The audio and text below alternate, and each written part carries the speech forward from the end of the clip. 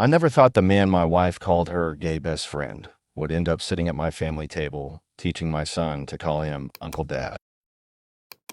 It started on a random Tuesday night.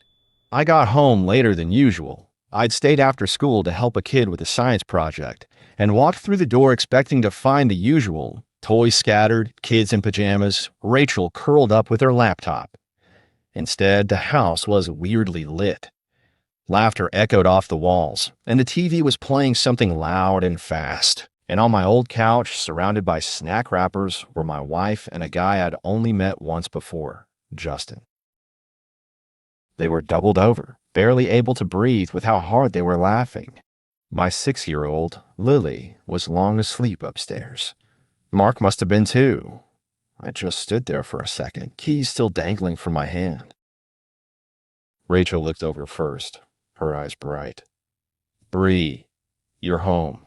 Did you smell the popcorn?" She patted the seat between her and Justin, waving me over like I was late to some party I'd never been invited to. We were just watching those old SNL skits. Justin was showing me the more cowbell one. Justin grinned at me, spreading his arms. He had this smug way of sitting, like he owned the couch. "Hey man, you want a beer? Rachel said you don't mind me crashing for a few nights." I blinked. Crashing? Rachel shrugged, reaching for the remote. "You remember Justin's got that housing thing. His sublet fell through. He's basically family, babe. Besides, he's harmless. Aren't you, Justin?" Justin put a hand to his chest in mock offense. "Oh, please. You know I only want your wife for her Disney Plus password." I tried to laugh, but it felt wrong. "Rachel, can we talk for a sec?" She looked at me over her shoulder, a half smirk on her face. "Brian, are you seriously doing the jealous husband thing? Oh no, my gay best friend is going to run off with your socks next." I looked at Justin, who raised his eyebrows and said, in a voice that was almost parody, "Honey, you wish." He winked at Rachel. I tried to keep my voice calm. "It's just, this is a bit sudden. You could have texted me, Rach." She rolled her eyes, tossing a throw pillow at my feet. "You need to relax. He's staying for a couple nights, not forever. Or do you think he's a threat?" She locked eyes with Justin, then looked straight at me. "Justin, mind answering for the defensive spouse?" Justin leaned forward, lacing his fingers together dramatically. "Brian, I am so gay. The gayest. You have nothing to worry about." He did a mock hair flip. I chuckled weakly, but my stomach twisted. The whole exchange felt like a performance, and I was the only one not laughing. "All right, I guess I'll just head upstairs," I muttered. Rachel called after me, "Don't be weird. We'll keep it down." I made my way up, passing Lily's open door. I checked on her, tucked her in tighter, then went to Mark's room. He was a little lump under his dinosaur comforter. I kissed the top of his head. Later that night, I lay in bed, staring at the ceiling, listening to the two of them downstairs, still laughing. Their voices were muffled but happy. I tried to convince myself I was overreacting. Justin was probably just a little flamboyant. Maybe that's how they joked. Still, I couldn't sleep. Around midnight, I got up to get water. The house was finally quiet. As I tiptoed down the hall, Mark's door creaked open. My little boy stood there, rubbing his eyes. "Daddy," he whispered.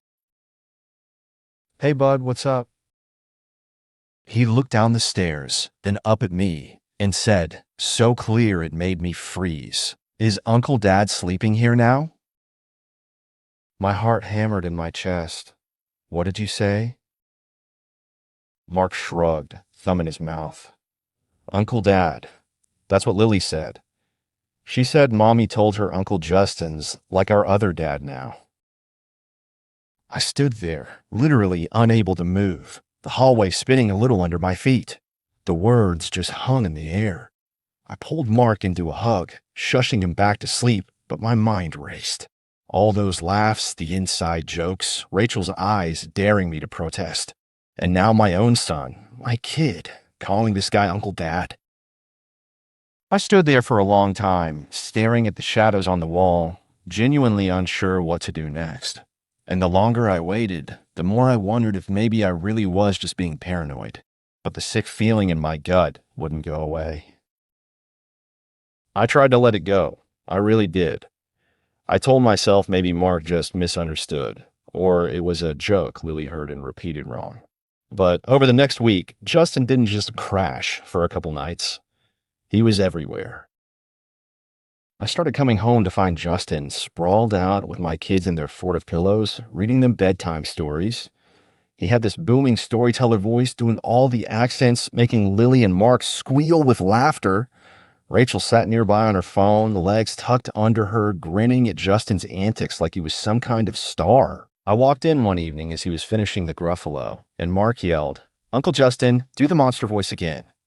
Lily clapped. "Daddy, Uncle Justin's so funny, you have to listen." I forced a smile, not wanting to ruin the mood. "Hey, guys, time to start winding down, okay?" Justin shot me a sideways glance. Bedtime is sacred around here. Gotta give the fans what they want. He winked at Rachel, who just looked at me like I was interrupting something important. Later at dinner, it was the same. Justin was there, still, piling spaghetti onto Lily's plate, offering Mark more cheese, acting like this was his regular seat at our table. He and Rachel kept trading little private jokes over my head. I tried to join in, but Rachel gave me that patronizing smile, as if I was being slow on the uptake. After I got the kids ready for bed, I found Rachel alone in the kitchen, scrolling through her phone. I took a deep breath and set down the bottle of vitamins I've been searching for. "We need to talk about Justin," I said, trying to keep my voice even. Rachel didn't look up. "What about him?" "Just, he's here a lot. The kids are getting confused. I think we need to set some boundaries." She finally looked at me, eyebrows raised like I'd just announced I was moving to Mars. "Boundaries? With Justin?" Her voice dripped with disbelief. "Ryan, he's lonely. His entire life is a mess right now. Did you see how excited Mark gets when Justin reads him a story? Or how much Lily talks about him?" "I know, but," I started. She cut me off, her tone turning sharp. "You're not jealous, are you? You know how that sounds, right? You've always been the reasonable one. Don't start making this weird." I swallowed. It just feels like he's around more than I am. I'm their dad, Rach. I barely get a word in at dinner anymore. She sighed dramatically, pushing her phone aside. "Stop. Justin is basically family. He needs us right now. If you can't be compassionate, at least try not to make it about you. Or do you just not like that the kids love him?" That shot landed hard. I tried to keep my cool, but my hands were shaking. That's not fair. Rachel snorted, grabbing her phone again. "What's not fair is you making a good man feel unwelcome in our house. Grow up, Brian." I stood there, staring at the back of her head, feeling like the ground had shifted under me. I wanted to fight it, to make her see how upside down everything was, but she just tuned me out and tapped away on her phone, probably texting Justin about what a jerk I was. Later that night, I was sorting laundry, angry but going through the motions because someone had to keep things running. I fished socks and shirts out of the basket, trying to ignore the stink from earlier. Halfway through, something crinkly fell out of one of Rachel's sweaters, a balled up her seat wedged deep in the sleeve. Absent-minded, I smoothed it out, planning to toss it. Then I saw the words at the top, "Baymont Inn, room 218, 2 guests." Right there under guest name was Rachel Peterson. Date was 2 nights ago. There was a scribbled heart at the bottom where someone had signed for room service. My mind went blank. I stared at that piece of paper, feeling my face burn. I heard voices from downstairs, Rachel and Justin laughing again, this time about some meme on his phone. Their laughter felt jagged, like glass in my ears. I tucked the receipt in my back pocket, took a shaky breath, and listened for a moment, heart pounding as I tried to decide what to do next. I didn't have a plan, but I knew one thing for sure: whatever was going on wasn't just in my head anymore. If you've ever tried to host a family dinner with a bomb ticking under the table, you know the feeling. Fake smiles, shallow jokes, and this constant buzzing tension. Like everyone's pretending not to notice the smoke. That's exactly how it felt the next weekend when my parents came over for Sunday dinner. And of course, Justin was already at our house, feet on the coffee table, acting like he belonged. I'd barely finished setting out the plates when my mom walked in, arms loaded with her famous potato salad. "Hi, honey," she said, kissing my cheek. But her eyes darted past me to Justin, who was loudly explaining to Lily why ketchup on mac and cheese was a crime against humanity. Justin didn't even pause. "Hey, Mrs. P, you haven't changed a bit," he called, walking right over and hugging her. My mom stiffened, uncomfortable, but let it happen. My dad shot me a look, a quick flick of the eyes that said, "What is going on here?" I just shrugged. Rachel breezed in then, carrying wine glasses. "You guys remember Justin, right? He's basically our family now. We couldn't start dinner without him." Her voice was light, but there was this edge, like she was daring anyone to challenge it. At the table, Justin took charge right away. He started telling stories about Rachel's wild college days, making her cackle and the rest of us squirm. Anytime I tried to steer the conversation, ask Lily about school, or see if Mark wanted seconds, Justin would jump in, talking over me. "So, Lily, who's your favorite superhero?" I asked, hoping for a normal moment. Justin elbowed her gently. "She loves Spider-Man, but only if he dances, right, Lil?" Lily giggled, looking at Justin instead of me. Uncle Justin does the funny voice. My mom tried to change the subject. "Mark, are you still playing with your trains?" But Justin piped up again. "We made a track all around the living room this morning, didn't we, buddy?" He ruffled Mark's hair, and Mark beamed. My dad cleared his throat. "Brian, did you end up coaching soccer again this year?" he asked, trying to pull me in. I nodded. "Yeah, the sixth graders are..." Rachel cut in, waving her fork. "Brian's such a softie. He lets all the kids play goalie, even the ones who run the wrong way." Laughter from everyone but my parents. The whole meal, it went like that. Every time I tried to connect with my kids, Justin slid in louder, funnier, more in the know. My parents stayed polite, but I could see their discomfort. Mom smiled too tightly, Dad picked at his food, avoiding eye contact. At one point, Mark knocked over his cup. I moved to help, but Justin was faster, swooping in with a towel and making a big, silly show out of cleaning it up while Rachel clapped. "See, Justin's good for something," she joked. My dad's lips thinned, and Mom looked down at her plate. After dessert, my parents gathered their things. Mom hugged me extra tight. "Everything all right, Brian?" she whispered. "You seem a little tense." I wanted to tell her everything, but Rachel was right there, smiling too big. As soon as the door closed behind my parents, the mood shifted. Rachel flopped onto the couch, texting. Justin turned on the TV for the kids. I started clearing plates in the kitchen, angry and alone. When it was finally time for bed, I went upstairs to check on Lily and Mark. Their door was cracked. I could hear Lily's whispery voice. I paused, not wanting to interrupt, but her next words stopped me cold. "Don't tell Daddy what Mommy and Uncle Justin do when he's at work," she whispered to her brother. There was a long pause. Mark mumbled something I couldn't catch. My chest got tight. I had to back away before they noticed me. I gripped the banister, fighting the urge to storm downstairs and scream. Instead, I listened as Justin's laughter floated up from the living room, louder than ever, like it was drowning out everything else in the house. My birthday rolled around like a train I couldn't stop.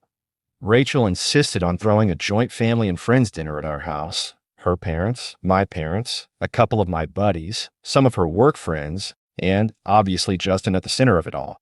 She ordered catering, filled the house with balloons, and hustled me into the kitchen like I was just another piece of furniture she needed to move before company showed up.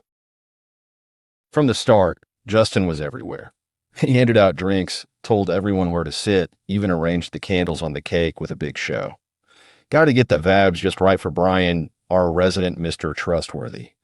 He nudged Rachel, who laughed a little too loud. We ate in a blur.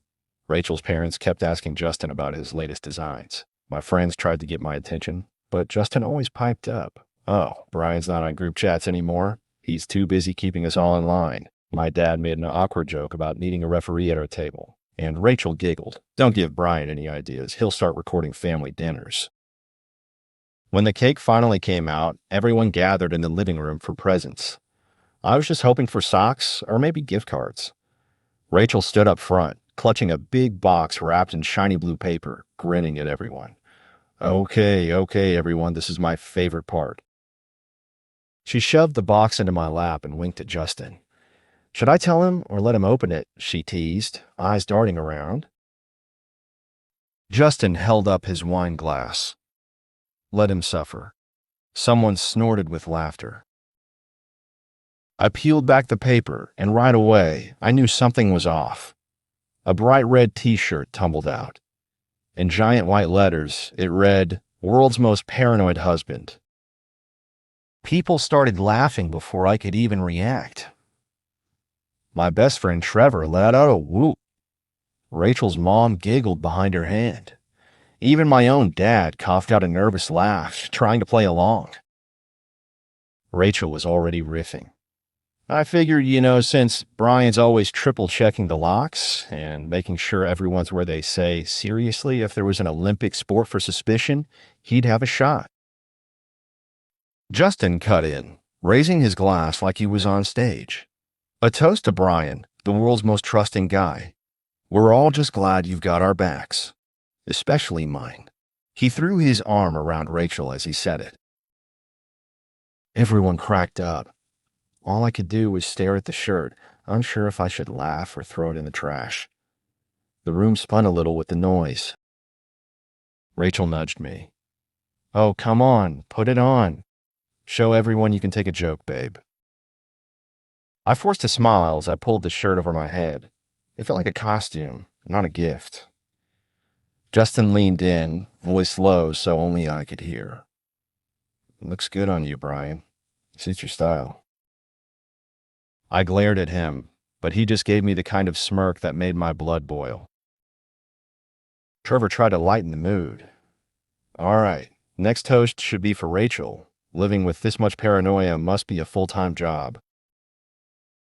Rachel's dad wagged his finger. Just don't start tracking her phone, son, or we'll have to buy you the matching hat. Everyone laughed again. My mom was the only one not smiling. She waited until things died down, then slipped up beside me with her hand on my arm.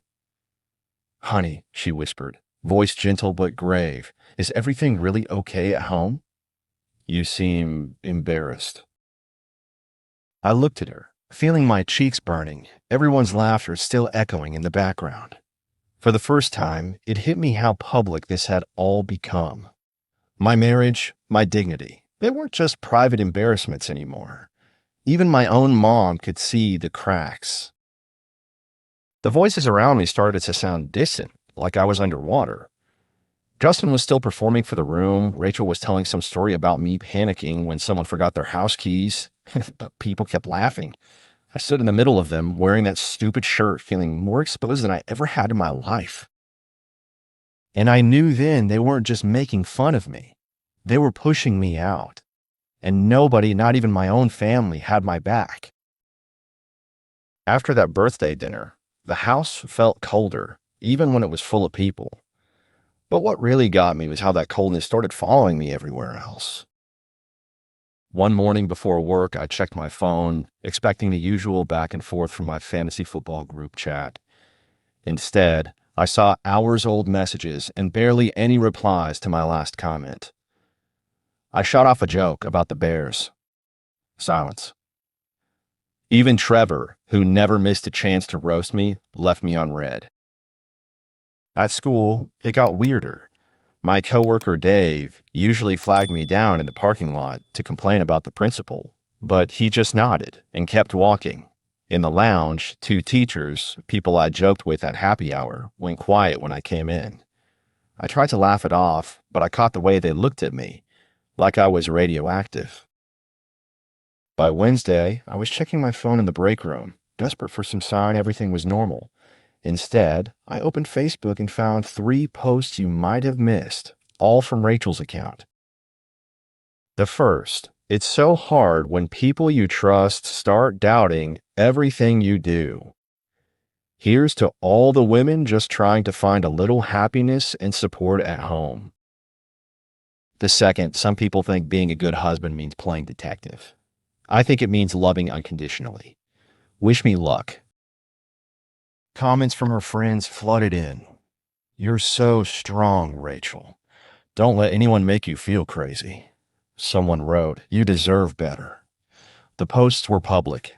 I clicked through Rachel's feed and saw dozens of likes, hearts, and we're here for you messages. It hit me. She'd built a whole support group out of my worst moments. I barely made it through my classes. Kids picked up on my mood. One even asked if I was mad at them. After lunch, I found out the real kicker. I ran to Trevor by the vending machines, hoping for some lifeline. Hey, man, I said, forcing a smile. He glanced at me, awkward. You good? I asked, trying to keep it normal. Haven't seen you in a bit outside the group. He looked away. I don't know, Brian. Rachel's been telling people you're having a rough time. Maybe take a step back, yeah? Let her breathe. That hit me right in the gut. She told you that? She's worried. Said you were checking up on her all the time. People talk, man. He fidgeted, then walked off, leaving me staring at a candy bar I'd lost my appetite for. When I got home, the house was loud with cartoons and the clatter of dishes. Rachel was in the kitchen, Justin perched on the counter talking about some funny TikTok. I walked in trying to keep my voice steady. Rachel, can we talk for a minute? She didn't turn around. Sure, just let me finish this. Then, as if on cue, Justin started humming the Pink Panther theme, making her laugh. I waited, feeling like an intruder again. She finally faced me, arms crossed. I saw your posts. Why are you telling everyone I'm some controlling husband? That's not fair. Rachel just shook her head, eyes cold. You're acting out, and people are worried. I don't want to hide it. Maybe if you weren't so obsessed with how I spend my time. I cut her off. I'm trying to hold our family together. How is that a crime? She rolled her eyes. Nobody wants to be around someone who's always suspicious. Maybe think about that. Justin slid off the counter, brushing past me with a smirk. I'm ordering dinner. Rachel, want your usual? She ignored me completely and followed him into the living room, leaving my question hanging in the air like a bad smell. I went to my room, phone in hand, heart pounding. That's when my screen lit up with a new text. Unknown number. Hi, Brian. Can you stop by my office after 4th period tomorrow? We've received some complaints about your attitude in class. Principal Adler. I stared at the message, hands shaking. My job, one place I thought was safe, wasn't safe anymore either. That's when I realized I wasn't just losing my marriage. I was losing everything. It's hard to explain how fast a house stops feeling like yours when someone wants you gone. I started noticing in little ways at first. Rachel would go out without telling me, leaving the kids with Justin. She'd send me a text about a girls' dinner. Then I'd see photos from her night out, with Justin grinning at the middle of the table. One Friday, I got home after a late staff meeting, starving, hoping to catch the end of family movie night. The house was dark except for the TV's glow and the sound of Paw Patrol. I dropped my bag near the door, but before I could even say hello, Mark ran right past me to Justin, who was sprawled on my old recliner. "Uncle Justin, can you fix my robot?" Mark asked, ignoring me. Justin ruffled his hair. "Of course, bud. Show me where it's broken." I tried to get Lily's attention, but she was curled up beside Rachel, whispering. Rachel looked up, her face stony. "You're late. We already ate." I stepped into the kitchen and found the fridge empty except for a lone yogurt. I opened the freezer expecting the ice cream I bought for movie night. Gone. "Where's the ice cream?" I called out. Rachel didn't even look away from the screen. "We finished it. Next time, maybe text if you're running late." I started to protest, but Justin piped in without missing a beat. "Don't worry, Brian. Tomorrow's pizza night. I'll order your favorite. Extra onions, right?" He shot me that little smile. I wanted to throw something. The next morning, I tried to put on my favorite show for the kids. I logged into Netflix, only to get a password error. Tried again, account locked. "Rachel, did you change the Netflix password?" I asked from the living room. She came to the doorway. Yeah, the kids were messing up my recommendations. I waited, expecting her to actually give it. She shrugged and walked away. Chores that used to be ours started disappearing. Rachel's clothes migrated to the spare room. Her toothbrush vanished from our bathroom.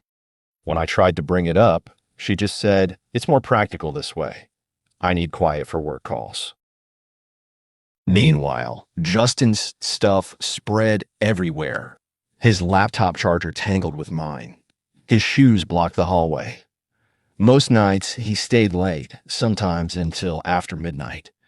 The kids started asking Justin before they'd even look at me. "Uncle Justin, can you help me tie my shoes?" "Uncle Justin, will you read me the dinosaur book?" Once Lily even muttered, "Uncle Justin makes better pancakes than Daddy." I tried to keep my cool, but no matter what I did, Justin was already there, one step ahead, always the hero. The last straw came on a Wednesday. Rachel blocked me from a group text about Lily's class project. I only found out about the family volunteer day when I saw Justin's name on the sign-up sheet outside Lily's classroom. My own kid's teacher looked surprised to see me there. "Oh, Rachel said Justin was handling it," she said, eyebrows raised. That night, I stood in the hallway, hands shaking, hearing Justin's voice drift from the guest room. His door was cracked. He was on the phone, pacing. "Yeah, it's almost done," Justin said quietly, but I could hear every word. "He'll be out of the house soon. Just wait. Rachel's got the lawyer lined up. No, he has no clue." My blood ran cold. I backed away, heart pounding, and nearly bumped into Lily, who was heading to the bathroom. She looked up at me, puzzled, and I had to force a smile. I tucked her back into bed and stood in the dark hallway, listening to Justin's voice getting softer and softer, thinking, this was no longer my home. I was just the last one to get the memo. I can't pinpoint the exact moment I broke, but it was somewhere between hearing my son call another man Uncle Dad and catching Justin on the phone quietly plotting my exit. I was done playing the fool in my own home. I needed real proof, not nerve-wracked guesses or one-liners from my 4-year-old. So I did what I never thought I'd do. I bought a cheap motion camera off Amazon, the kind you stick behind a bookshelf and pray no one notices.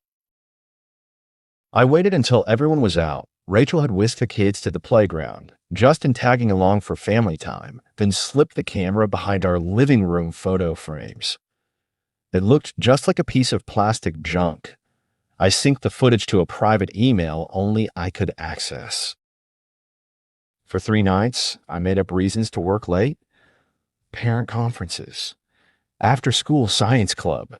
I even sat in my car at the park pretending to grade papers just to let the camera catch whatever was happening in my absence. Every night, I came home to Rachel and Justin lounging on the couch, acting normal. Justin would greet me with that same fake warmth. "Hey, Bree, you work too hard. You know that?" Rachel would barely look up from her phone. The house felt colder than ever. By the fourth night, my hands were shaking as I opened the camera app on my laptop. I fast-forwarded through footage of the empty living room, toys scattered, and the clock steadily ticking. Then, the front door opened. Rachel and Justin breezed in after dropping the kids at Rachel's parents' house for a sleepover. They didn't even bother to turn on the big light. Rachel tossed her bag aside and flopped onto the couch, Justin landing close beside her. I watched, numb, not even breathing, as she leaned into him, their hands tangled. He kissed her neck and she giggled, swatting at him like it was all some hot joke. She swung her legs across his lap, and he pulled her down until they disappeared from the camera frame, only to pop back in, flushed and laughing. Then Rachel got up, grabbed Justin's hand, and led him straight down the hall toward the master bedroom. Before leaving the living room, Justin stopped. He looked up right at that stupid little camera and paused. He stared straight into the lens, that smug, knowing smile twisted on his face, like he'd been expecting me to spy. He gave a little wave, almost like a threat. I slammed my laptop shut, feeling my insides turn to fire. But instead of panic, there was something calm and freezing in me. This was it. Proof. No more gaslighting, no more jokes at my expense, no more paranoid husband jokes. I finally had them on their own stage, unfiltered. I took a minute, breathing, staring at the wall while I heard the echoes of their laughter in my head. Then I plugged in my phone and copied the video files every last second straight to my personal email. I watched the progress bar crawl across the screen, my heart pounding, hands steady now, a plan forming with every tick. Rachel and Justin had no idea what was coming next, but this time I wasn't going to warn them. I didn't let myself sleep much that night.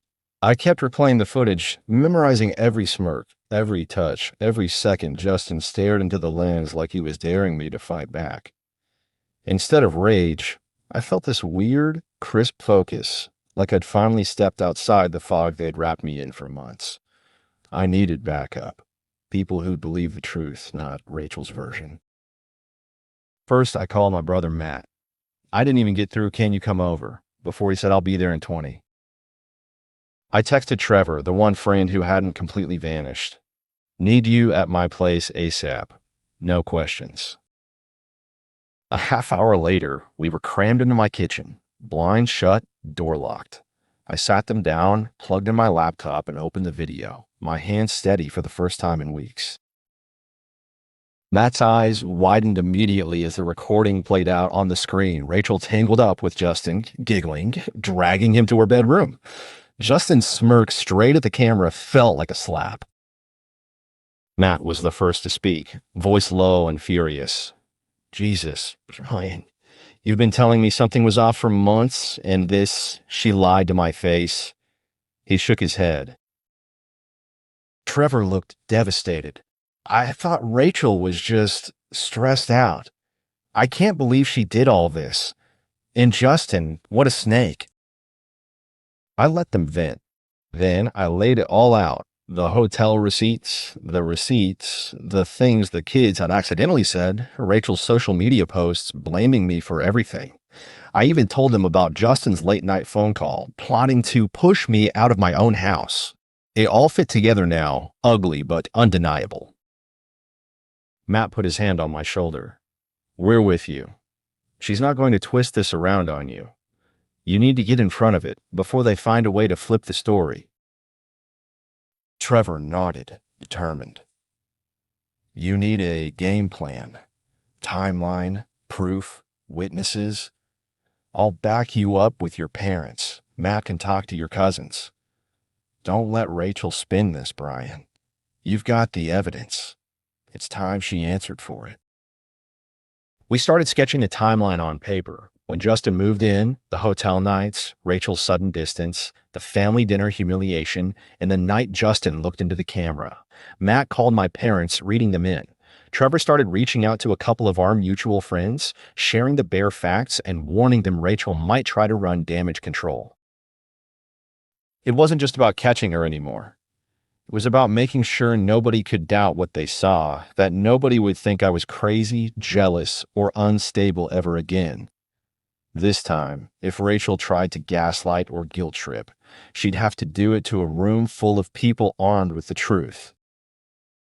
We were deep in the middle of lining up who'd be home the next night. My parents, my brother, even Trevor's wife, who'd seen Rachel and Justin together at a bar once, when my phone vibrated with a message. It was Rachel. She hadn't said a word to me since our last fight. "Can you pick up Thai House for dinner? Justin wants the extra spicy basil chicken, and don't forget to grab that coconut milk ice cream he likes." I stared at my phone. She was still in her own little world, completely unaware how fast it was about to fall in. I looked at Matt and Trevor, my lips pulling tight at something close to a smile. "She wants me to pick up Justin's dinner.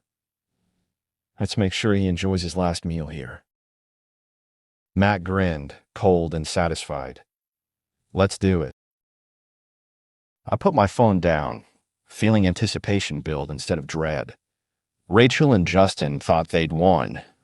Tomorrow, they'd learn how wrong they were. It all played out faster than I expected, but not nearly as clean. I picked up the takeout, walked in the door, and found the house buzzing, Rachel on the couch with her phone, Justin cracking jokes with the kids, my brother and a few close family members quietly filtering in, all under the guise of a casual dinner. There was this artificial peace, the kind where you feel the storm pressing in from every corner. We ate, Justin doing his usual "aren't I hilarious" routine, Rachel glancing at her phone every few minutes, probably updating someone about my mood. Nobody noticed the tightness in my jaw, or maybe they just thought it was nerves. When the table was cleared, Rachel tried to whisk Justin off to the den, but I stopped her. "Can we sit for a second? All of us." My voice was casual, but I felt every eye in the room lock onto me. She hesitated, gave me her best customer service smile. "Is this really necessary, Brian? I think everyone's tired." I shook my head. "Nah, won't take long." I reached into my pocket and pulled out my phone, already cued to the footage. "I want to show you something." Justin's fake grin faltered, but Rachel just crossed her arms, bored, like she'd seen this act before. I hit play and turned the phone so everyone could see. At first, it was just a grainy shot of the living room. Then, Rachel and Justin on the couch, whispering close, kissing. Her hand in his. Laughter. Then, leading him right down the hall. Then the smirk, Justin, staring right into the camera. For a split second, the whole room froze. My brother's face went red. My mom's hand flew to her mouth. Rachel's mom let out a little whimper, tears streaming down her face. Justin's jaw dropped open. He looked like he was trying to become invisible. Rachel snapped. "That's not what it looks like. You're obsessed. You've been recording us? It's illegal, Brian." I cut her off, not raising my voice. "You want to explain it to everyone, or should I?" And before she could answer, I sent the file straight into the family group chat. Parents, siblings, cousins, even some of Rachel's old friends who'd always taken her side. Phones blew up instantly, ping after ping, as people watched, first with confusion, then all at once with outrage. Messages flooded in. "Rachel, what is this? This can't be real. Justin, how could you do this to Brian? Is this why you froze him out?" Rachel spun on me, venom in her eyes. "You think you're so clever? You think this is everything? It's just one of them, Brian. You don't know the half of it." Her voice cracked, and for the first time, she dropped the mask. Justin staggered back, staring at her. Wait, what? What do you mean? One of them. Rachel. His voice wavered, a desperate kind of betrayal. Are you kidding me right now? Rachel shot him a glare. You weren't the only one, genius. Maybe you should have kept your mouth shut. The family group chat kept banging. Rachel's mom sobbing in the corner. My brother swearing under his breath. Trevor standing up and demanding answers. People were shouting, some at Rachel, some at Justin, some at both. Lily and Mark peeked in, confused, clutching each other's hands as everyone's world seemed to shatter. Justin's whole face changed, his smugness just draining out, replaced by raw shock. Unbelievable, he spat, stepping away from Rachel like she was contagious. You lied to me too. I gave everything for you and you... Rachel hissed back, you never had a chance. This was always about me. In the chaos, Justin snatched his jacket and stormed out, slamming the door so hard the windows rattled. Rachel stood in the living room, surrounded by family, friends, and more incoming texts than anyone could answer. Her mother was sobbing in the corner. People were demanding explanations, and Rachel stared at me with the wild, cornered look of someone who'd lost control for the first time in her life. And for the first time in months, I didn't feel crazy. I felt free. The fallout hit before sunrise. My phone blew up with messages, some angry, some pitying, some just stunned. By morning, Rachel's side of the bed was empty. I found her in the hallway, stuffing clothes into a suitcase, red-eyed but stone-faced. Every few minutes, her phone pinged with another message, some from her mother, some from coworkers, some from numbers she didn't even save anymore. Every one of them saw what she really was now. Downstairs, my mom and brother made coffee, talking low but not whispering. Trevor showed up with breakfast for the kids, who stuck to my side like the world was suddenly made of glass. Lily clung to my hand, staring at Rachel with a look that was half fear, half confusion.